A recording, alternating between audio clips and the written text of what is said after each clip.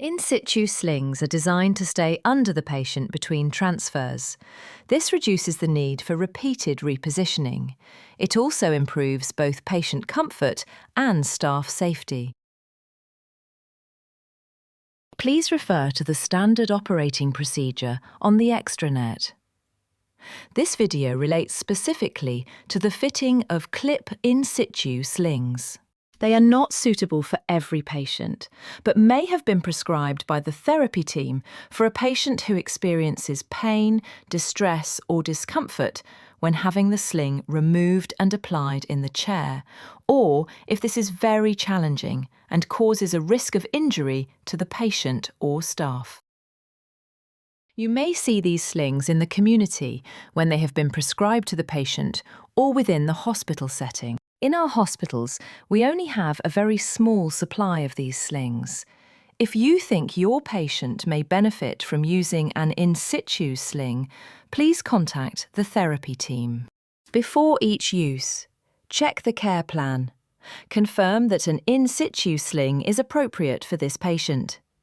Ensure it has been prescribed by the therapy team. Inspect the sling carefully. Look for frayed seams, damaged loops, or worn labels. Check that the sling is compatible with the hoist. The Arjo in-situ clip slings available within the wards are compatible with the Arjo Move hoist with clip attachment only. Check the safe working load on both the sling and the hoist. The Arjo sling has a safe working load of 200 kilograms. Before placing the sling under the patient, remove the 2 bones from within the sling. 2 trained staff should complete moving and handling, unless the patient's care plan states otherwise. Ensure privacy and dignity. Close curtains or doors. Explain the procedure to the patient. Obtain consent. Make sure the environment is safe and prepared before you start. Adjust the bed to a comfortable working height. This is usually the shortest person's hip height. Ask the patient to assist with bending their knees or rolling if they are able. Gently roll the patient to one side. Roll the sling away from itself to the center point. Then place it under the patient. The label should be on the outside and central to the patient's back. By rolling the sling against itself, when you unroll it on the other side, you are not pulling it against the patient's skin. This helps to reduce shear.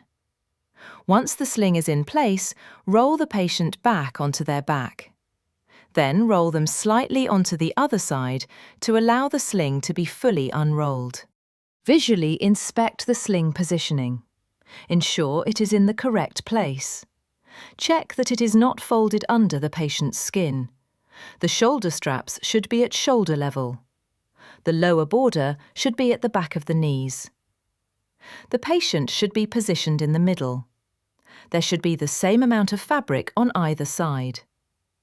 Ensure the leg straps are smoothly positioned under the patient's legs. Whilst the patient is lying down, insert the 2 bones back into the sling prior to hoisting. Here we're using the Arjo Maxi Move, which is available in the hospitals. When approaching with the hoist, aim to bring the spreader bar above the patient's belly button. Lower the spreader bar. Attach the clips symmetrically. Shoulder straps to shoulder hooks, leg straps to leg hooks. Watch the patient's limbs carefully while lowering the spreader bar. Double check that all clips are secure and untwisted. Give each clip a small tug before lifting. The Arjo slings do not have locking clips, unlike the single patient use slings used in the hospitals. Raise the hoist slightly. Check that the sling is positioned correctly before completing the full transfer. Lift slowly. Maintain communication with the patient at all times. Using the Arjo Maxi Move, you can use the remote to control the angle of the hoist. Aim for the patient to be lifted into a seated position.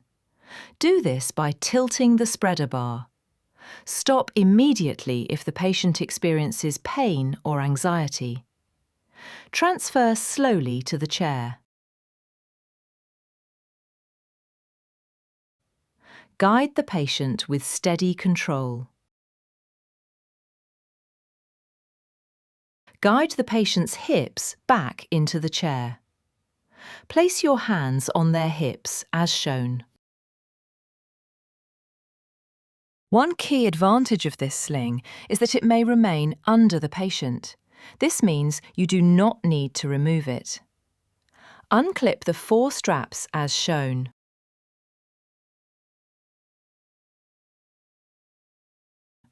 Remove the hoist. Smooth out any folds in the sling. This helps to prevent pressure areas. Remove the leg straps from under the patient. Fold them as shown. Check that sling handles and buckles are not causing discomfort or pressure by being underneath the patient.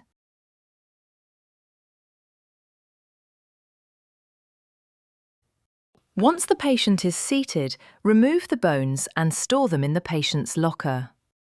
Follow the care plan. Check how long the sling can remain in place. Carry out regular skin checks. Hoisting from the chair to bed with the in-situ sling. Prepare the bed before hoisting. Ensure the environment is safe. Always have 2 people present for moving and handling. Before hoisting the patient back to bed, check that the sling remains in the correct position. Place the leg straps back under the patient's legs. Insert the bones back into the sling. Attach the clips to the hoist. Give them a tug to ensure they are secure. Adjust the spreader bar angle. This should lift the patient into a seated position. Lift the patient slightly away from the chair. Check the sling positioning again. Once satisfied, move the hoist slowly towards the bed. Approach the bed at the point where the patient's bottom needs to be. When the patient is correctly positioned above the bed, use the tilt buttons. Bring the patient into a more horizontal position. Lower them gently onto the bed. Remove the clips from the hoist hooks.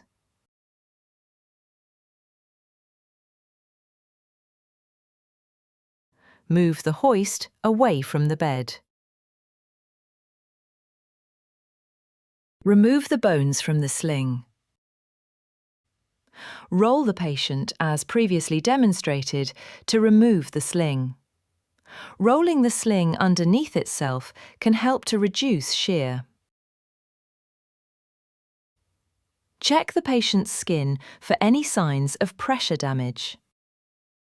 Once the patient is discharged or the sling is soiled, it must not be disposed of. Place the sling in a blue laundry bag. Include the laundry slip and give the top white slip to the therapy team. The slip must state "Return to occupational therapy" at either Conquest or EDGH. Place the bag in the ward laundry bins. The bones must not be sent to laundry. Clean them using a Clinell wipe. Return them to the therapy team. Remember, patient safety, comfort and dignity come first. Always follow the Trust's moving and handling policy. Only use an in-situ sling for a patient who has been prescribed one. Check the sling before every use. Do not use it if it is damaged, wet or soiled. Never hoist alone. If you have any concerns about using an in-situ sling, contact the occupational or physiotherapy team.